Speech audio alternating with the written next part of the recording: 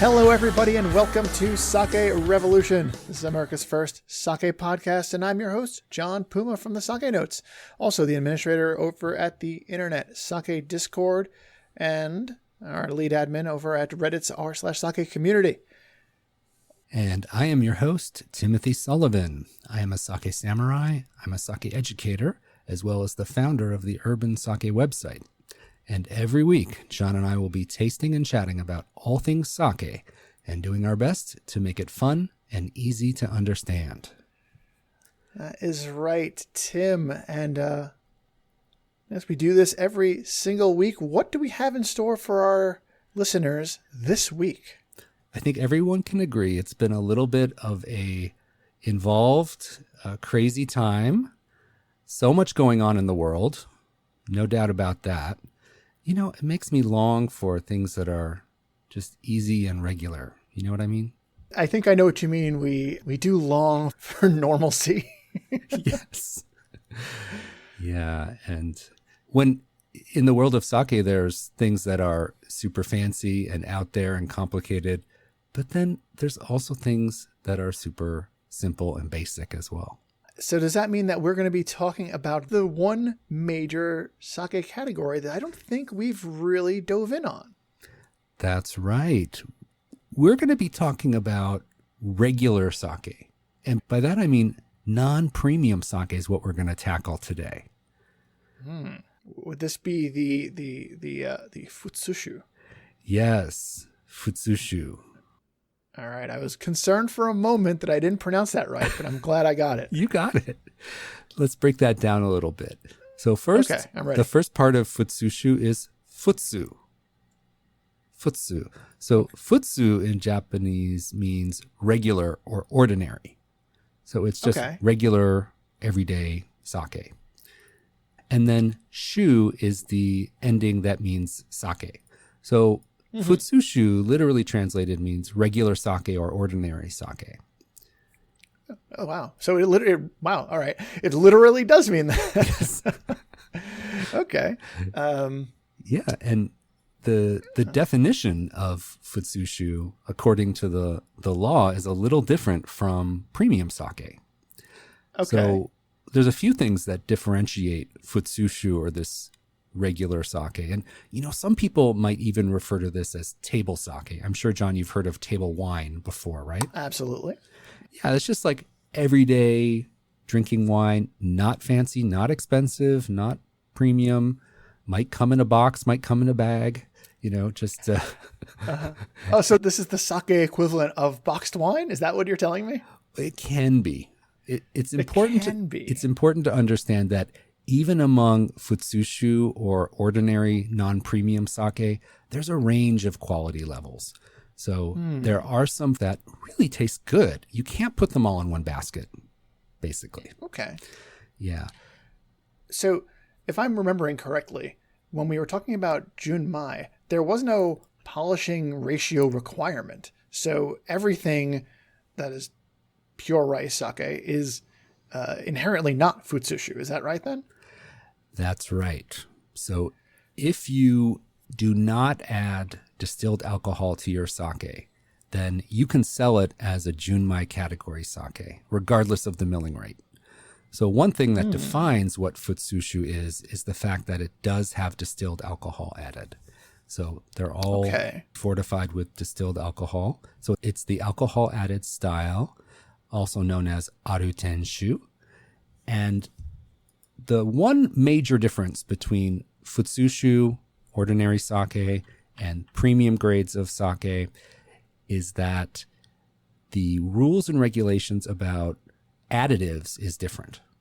So with additives? Yeah. So with premium alcohol added sake, you can add distilled alcohol to the mash, but there's a limit to how much you can add. All right. And do we know what that limit is? Yes. We're getting in the weeds here. The limit all right. The limit is 10% of the weight of the rice used to make the mash. So you imagine all the rice that's used to make the batch of sake, and you weigh it, and you take 10% of that, and the weight of the added alcohol can be up to that weight. So normally you think of putting in the added alcohol in a liquid volume, but they do it by weight actually. So 10% of the weight of the rice used is the upper limit of what you can add for premium sake. And for alcohol added sake, that is usually not that high for the premium category. So most breweries don't add the actual upper limit of what they can. But for the futsushu or table sake, the bets are kind of off when it comes to, those more restrained levels of fortification or adding alcohol. And the other thing is that you can add sugars, you can add acids, you can add other additives, flavorings. Oh, so if I added like a lychee sort of syrup, then that would make it futsushu, sort of. Bingo. Yes. And it would, because it's no longer premium sake. It's no longer premium nihonshu. It's now got something else in it, so it's this other category, and this is that other category. That's right. All right. Okay. And the milling rate also comes into play here, because to qualify for honjozo, which is the first level of alcohol added premium, you have to be 70% or less remaining. So if I mill the rice to, let's say, 75% remaining, I don't qualify for honjozo. So I have to sell it in the futsushu category. So there is, when you get to the alcohol added side of the spectrum, there is that cutoff for rice milling. So 70% or less gets you into the premium leagues. And if your rice grain is more robust than 70% remaining, then you are forced into the table sake category. All right. Does that make sense? That's, yeah. I always thought it was really interesting that the Otter 10 side has somewhat different rules to follow than the Junmai side. But given the wild card nature of adding the alcohol, like how much are you adding and what's the nature of this alcohol, I guess that really does open up a lot of possibility for variance, and therefore they've got to lock that down a little bit more than they do on the Junmai side, where it's just like rice milling and we're off to the races. Well, one interesting point is that previously Junmai and Honjozo used to line up with 70% or less remaining, but they changed the law a few years back to make Junmai any milling rate. So the chart used to line up very neatly and orderly. But now you've got all these brewers making amazing Junmai sake with 80% milled rice, and they had to change everything. Yes. Everyone had to change their charts. Now, I alluded to this a moment ago. There are some futsushu that are really good quality, and they have really respectable low milling rates. So you can't say all futsushu is bad, horrible, avoid it like the plague. But there are some futsushu in Japan that are pretty rough around the edges, have a lot of added alcohol, maybe some added acids and maybe some sugars and glucose and things like that. And they can be pretty rough. But there are some premium makers who make a really solid, delicious futsushu. So you can't write off the whole category. You have to evaluate them one by one. Okay. I'll try my best not to write off all futsushu. Now, if I'm not mistaken, I'm on Sake Revolution, and in Sake Revolution, we always taste some of the sake we're talking about. So we've got some futsushu with us today to taste. Tim, please tell me that you got some of the some of the good stuff, right? Gosh darn it, I hope so. I hope we got the good stuff.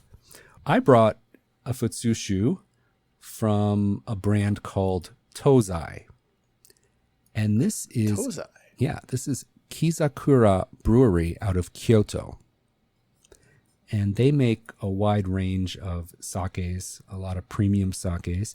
And the one I brought today was their futsushu. And the English name for this is called Typhoon.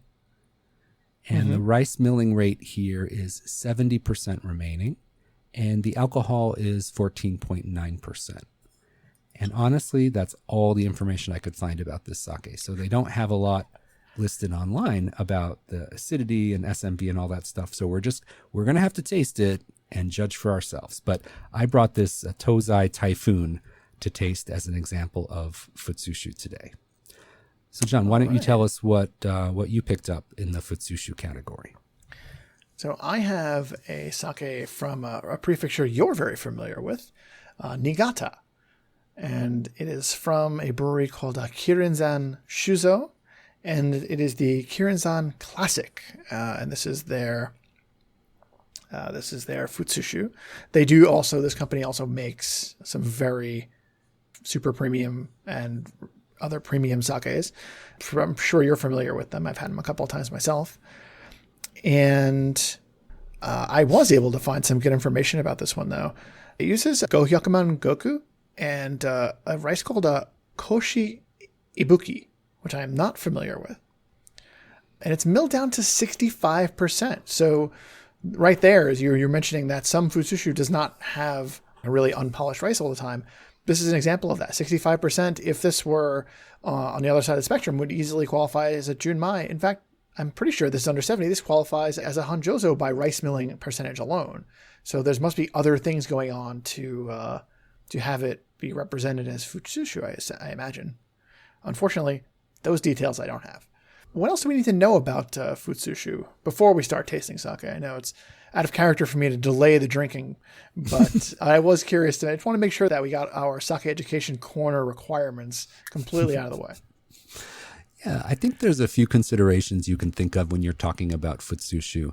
So the Futsushu that we're going to get, if it's made in Japan, over here in the American market, this would be the top tier of the Futsushu category. So those rough around the edges, highly fortified, factory-made Futsushu that are really equivalent to box wine, those don't make economic sense to export because they cannot be sold for a high price and the cost of shipping them over here would be very high. So those don't get exported much. But the Futsushu that we do get in the US market from Japan tends to be produced by these high-end premium producers. And they usually, like in both of our cases, mine's milled to 70%, yours is milled to 65%. These could pass for premium sakes. There's different reasons they may sell it in the Futsushu category, but one thing to be aware of is we're going to get the higher end of the Futsushu spectrum here in the US. Okay. But if you're in Japan, maybe all bets are off. Yes, who knows what you'll get. All right. I will say that I've had some, let's say, questionable convenience store sake that fell into that category. And Tim, I didn't love it. I didn't love it. You have a type. I definitely do. This was outside of my bounds. Yeah. The sakes that fill that area in the domestic U.S. market are the domestically produced, more inexpensive sakes. Mm-hmm. So we don't have the same rules and regulations as far as Junmai, Honjozo.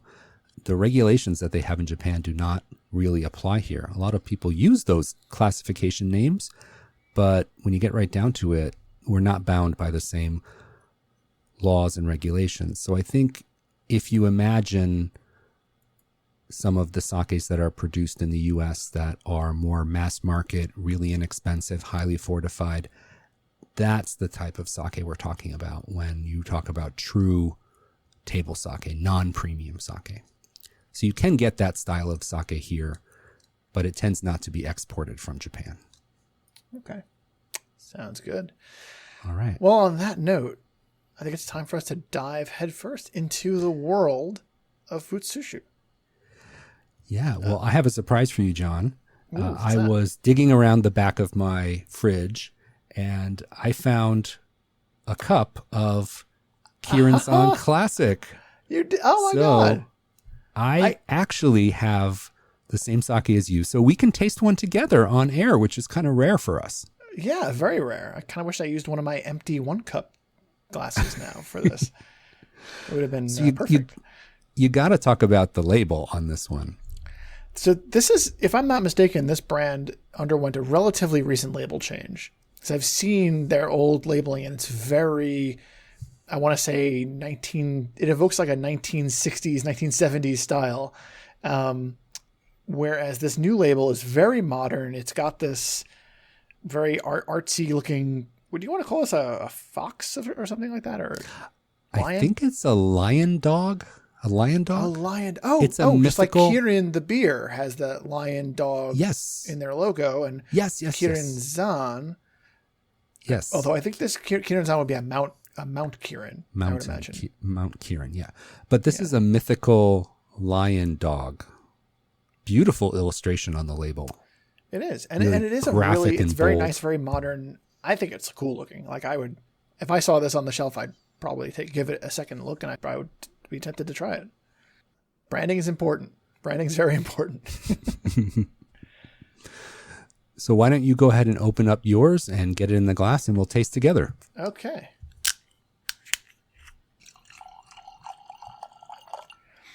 So one thing I'm noticing as I'm pouring this is it looks like I'm pouring water into my glass. It's so clear and light in weight and body.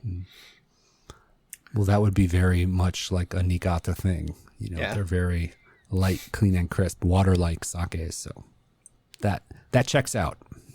On the nose, this is very minerally.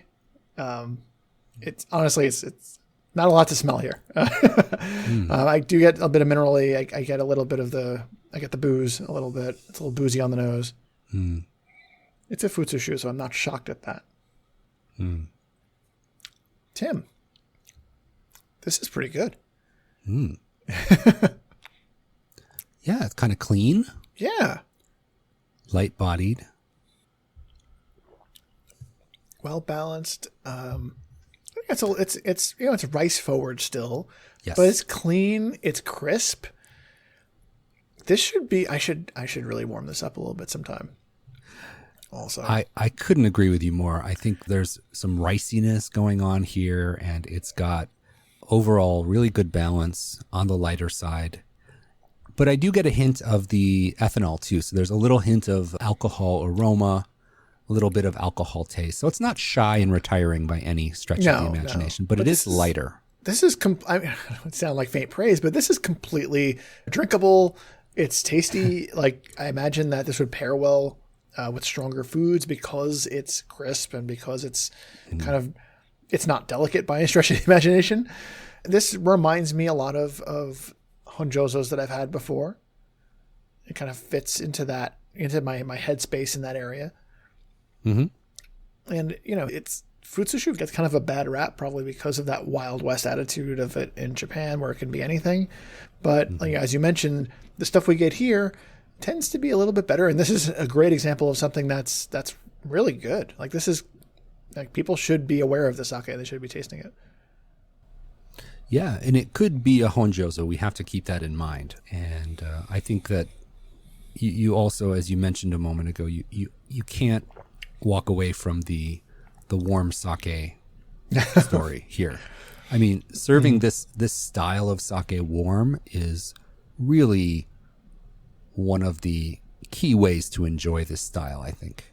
It's good when it's chilled, but when it warms up, you really bring out a different texture, a different weight in the sake, and it becomes enjoyable on a different level, I think. And what about food? What are you thinking? Well, super versatile, but I would stay away from kind of the lighter styles of food like sushi, sashimi, maybe vegetable appetizers. Those types of things I may stay away from. If you get more into yakitori, grilled meats, ramen. I love ramen with futsushu. Ramen's, noodly and greasy and rich and a little bit fatty. And I find that a dry but structured futsushu is really good with ramen. So that's something I really enjoy a lot.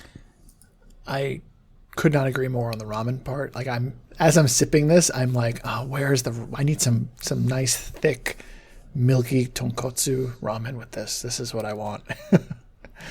And I feel like the two of them would just would complement each other and bring out the best in one another. For me, it's especially the saltiness in ramen or tonkotsu for that matter. Like if you have tonkotsu sauce, it's got a little bit of saltiness to it. Ramen is quite salty, and that really picks up on the minerality in this type of drier honjozo. And I love that interplay right there. That's what I really look for. I didn't think about the salt being the key here, but that could very well be it. Yep. So now that we've both tasted one, I don't have yours, so you're going to be on your own No, you don't. for the second tasting. I'm on my own. And you're on your let me own. go So you ahead have to and just get tell me this. everything. Just paint me a word picture. Okay, let me get it open. Yeah, and you're opening up the Tozai Typhoon Futsushu from Kizakura Brewery.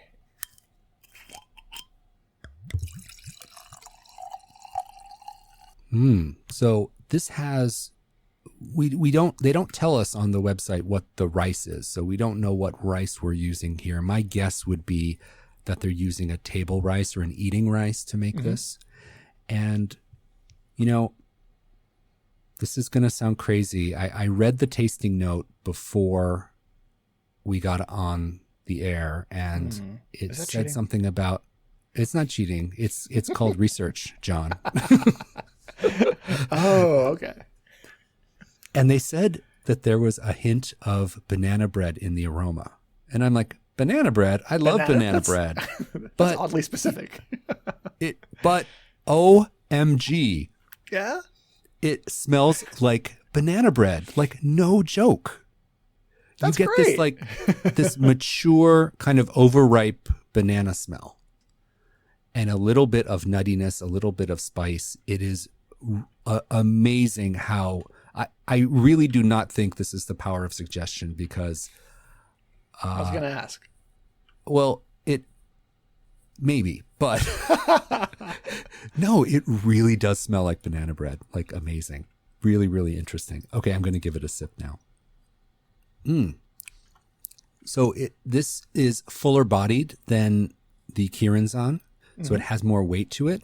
And there's actually a little bit of bitterness on the finish of this sake, Okay. which is not something we talk about very often. But I think some sakes can bring a little bit of a bitter note to the finish, which is not a bad thing. It balances out sweetness, and this has a much more rich, medium-bodied texture compared to the Niigata sake. Again, this is from Kyoto, and Kyoto is a little bit more well known for making sakes that have just a hint of sweetness to them. And I think that really comes through here. You got the banana bread in the aroma and more weight on the palate. And there's just a hint more sweetness here than we had with the drier sake. Your SMV, or sake meter value, that measurement of sweetness or dryness, yours was a +6 for the Kirinzan Classic.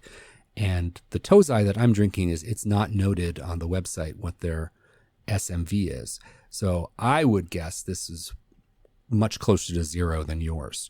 The weight, the density, and the sweetness all indicate to me that there's more residual sugar here than you have in yours. I mean, that stands to reason. This was pretty dry. Yeah. And I have to say, even though this has a little bit of sweetness to it, I would definitely try warming this up, serving this warm as well.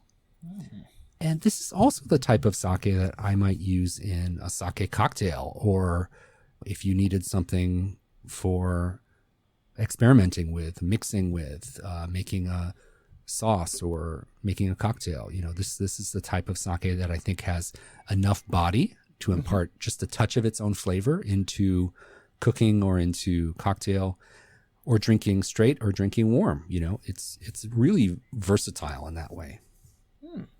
Nice. It sounds like it sounds like I've learned a few things about Futsushu today. Some hands-on things. We just don't get a lot of it here, I think. It was a little tricky trying to find a Futsushu for me to try for the show. Yeah. Not that many places really carry them. Yeah, it really is not a common variety of sake to find when you're talking about imported from Japan. So, John, let me ask you something. So, having tasted a Futsushu, where do you think it fits into your arsenal as far as, what you might want to pick up? Do you think you would consider Futsushu if you saw it on the shelf or online in the future? Do you think you'd be more likely to order a Futsushu now, or less likely? What do you think? Well, I think I would be more likely, but I still would be somewhat cautious because as you mentioned, especially in Japan, there's a wide range of where this can be. In this case, I got a Futsushu from a very reputable brand that makes excellent sake. And, this is a sake that technically could also be a Honjozo. Now that I've tasted it, I'm very much, oh my God, I need to have this with some salty foods or some ramen or something like that. And I think I'm going to have a great time with it. So you're basically saying that your Futsushu is like premium sake and Futsushu drag. Is that what I'm hearing?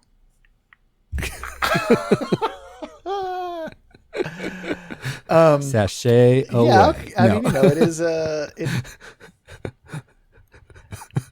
Wow. Okay. I don't know what to say to that. Yeah, I He's guess. Speechless, ladies and gentlemen. I'm gonna say yeah, kind of. I mean, also I know the brand, and I know they make. They make some top shelf sake. I've had their Junmai Daiginjo before. Like I'm familiar with them, and when this company puts out a Futsushu, you're going, okay, like they have a pedigree. So let's taste this and see where it goes. I would be less inclined if I didn't recognize the brand because that makes sense. It could be anywhere. Sense. Yeah. I think from a brewer's point of view, it's all about accessibility, like making things accessible to people. Mm-hmm. And if you're known as a premium top tier sake maker and you want to make a more affordable, lower priced sake, you can still keep it in that premium zone, but market it and sell it as something that people who may be looking for that more affordable option can, connect with more easily. So I think that's another factor. They want to make something that has a wide and broad reach in Japan. And marketing something as a Futsushu allows them to take it down a notch and really make it available and accessible to a wide range of people. And when you're trying to do that outreach and get good sake, premium sake in drag, you're trying to get that out to as many people as you can. And I think that's one reason that these premium, really awesome, well-known breweries do this kind of outreach with their Futsushu. Great. And what about you? What do you think about how yours fits in? And would this impact your decisions when buying Futsushu? Well, this definitely goes along with my New Year's resolution to drink more outside my comfort zone. Futsushu is not something I usually gravitate towards. And what I want to do is experiment. This might be an idea for a future episode, to experiment with making sake cocktails using a Futsushu, cooking using a Futsushu, or warm sake using a Futsushu. Why not? And there's no risk, and it's not as precious as the premium, super premium grades. So it kind of gives you a freedom that you may not have with other types of sake. Nice. So you're saying that in the future we need to revisit the old warm sake theme that we did many, many moons ago, and maybe have the same sake chilled, room temperature, and warmed. Yes. And see what changes that brings to it. I think that's a fun idea. Yeah. Well, this was a lot of fun, John. I think this was not a Futsushu episode. This was a very special Futsushu episode. This is a very special regular episode. A very special Futsushu episode. No, a very special Futsu episode. They come out of nowhere sometimes too. Well, oh boy, we're keeping it real, keeping it Futsu. I like that. Uh-huh. Okay. Well, thank you so much to all of our listeners for tuning in. We really hoped you enjoyed our Futsushu show. And if you are interested in supporting Sake Revolution, there's one way you can really help us out, and that would be to take a couple of minutes and leave us a written review on Apple Podcasts. It's a great way for us to get the word out about our show. Yes. And if you're like me and you don't have access to Apple Podcasts, please tell a friend. And then be sure to subscribe wherever you download your podcast so that every week when we upload a new show, it shows up on your device.